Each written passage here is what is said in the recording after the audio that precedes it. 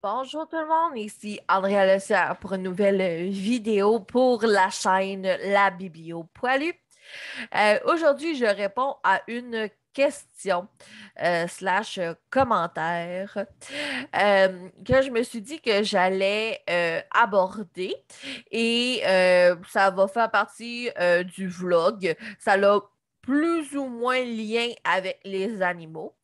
Je voulais parler de ma passion pour l'organisation de voyages avec PowerPoint.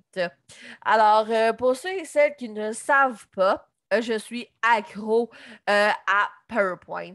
J'aime beaucoup, beaucoup faire des PowerPoints pour m'aider à m'organiser. J'en ai présenté plusieurs. Alors, j'utilise des PowerPoints pour les rencontres pro.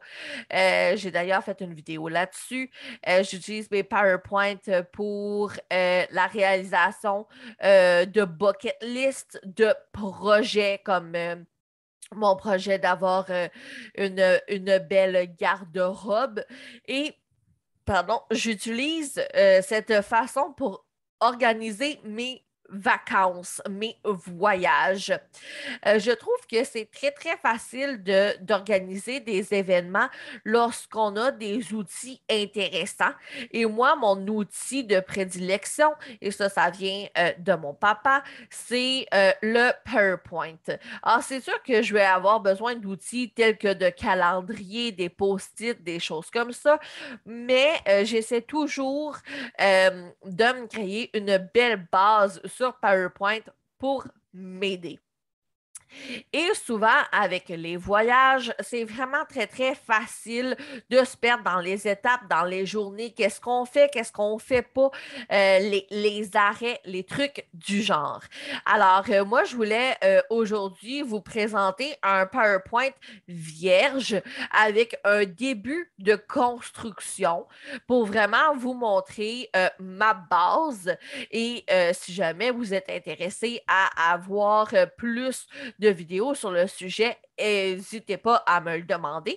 Je les mettrai dans la section vlog. Ça n'a pas nécessairement un rapport avec les animaux, mais en même temps, si vous êtes comme moi et vous faites de l'organisation de voyages pour des voyages poilus, par exemple pour aller au Miller Zoo, pour aller à Saint-Félicien, euh, j'ai un beau voyage que je suis en train d'organiser pour nos 3 ans de mariage en lien avec les animaux que je vais partager bientôt lorsque ça va être un petit peu plus organisé.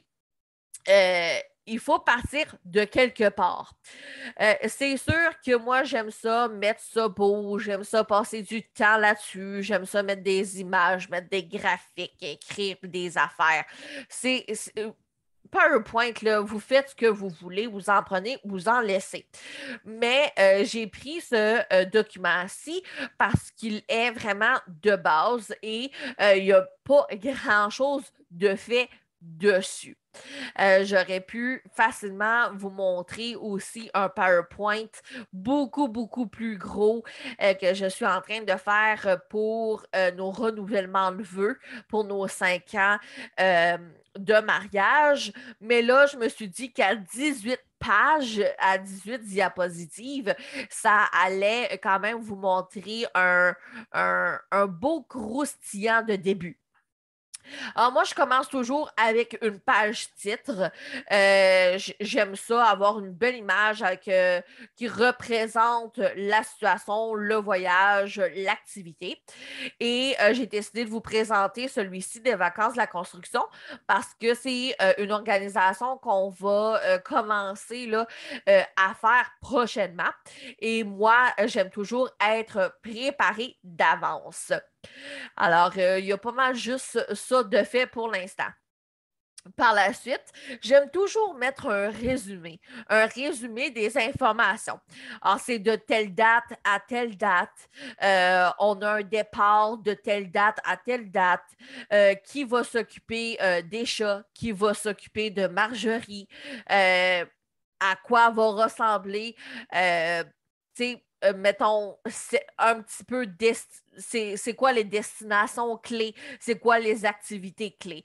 Alors, c'est un peu ça, mon résumé.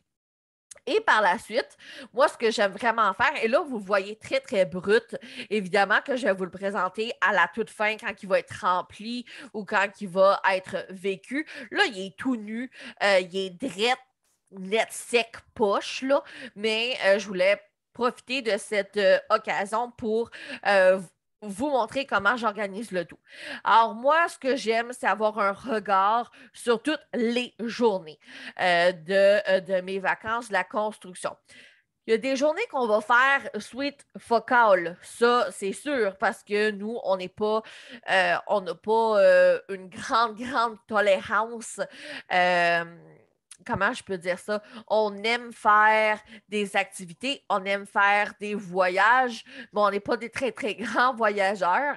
Et durant les vacances à construction, on a besoin d'un moment de repos, que ce soit à la maison ou que ce soit à l'extérieur. Alors moi, je décortique ça en tous les jours de la construction, alors du 24 juillet au 7 août et j'organise vraiment une journée à la fois. Alors, c'est comme ça que je réussis à survivre à l'organisation de tout ça parce que c'est quand même plusieurs journées. Alors, à quoi ça peut ressembler une fois rempli? Bon, ça peut être le départ, la maison à tel endroit, la première activité de la journée, le dîner, ça va être où? La deuxième activité de la journée, la troisième activité de la journée, le souper, il va être où? Où on fait dodo? Est-ce qu'on fait de la route? Les liens, les adresses, souvent, je vais les indiquer. Ça dépend toujours de qu'est-ce qu'on fait dans la journée. Alors, c'est un peu à ça que ça ressemble les fiches de chaque journée. Et par la suite, c'est sûr que je mets toujours une belle image avec un titre fin point. Pourquoi? Parce que je trouve que c'est important de vivre l'organisation, de vivre l'événement, de mettre fin à tout ça et de le présenter.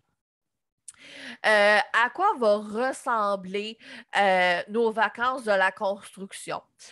Bien honnêtement, en ce moment, on est le 11 mars et je n'ai aucune idée, euh, aucune idée de ce qu'on va faire cet été. On a quelques pistes d'idées. Assurément que Assurément que le 6 et le 7, vu que le 7, si je ne me trompe pas, et là, vous voyez, déjà là, mon PowerPoint n'est pas efficace parce que je n'ai pas mis les jours de la semaine et je suis obligée de regarder sur un calendrier.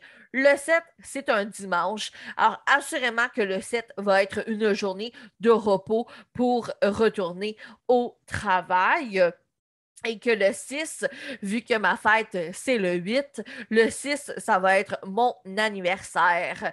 Alors, si le 6, c'est mon anniversaire, c'est sûr que le 5 va être d'aller à la baie, de préparer la décoration, d'installer le gâteau, installer les trucs, pour que le 6, ça soit ma fête, et le 7, on revient et on se repose.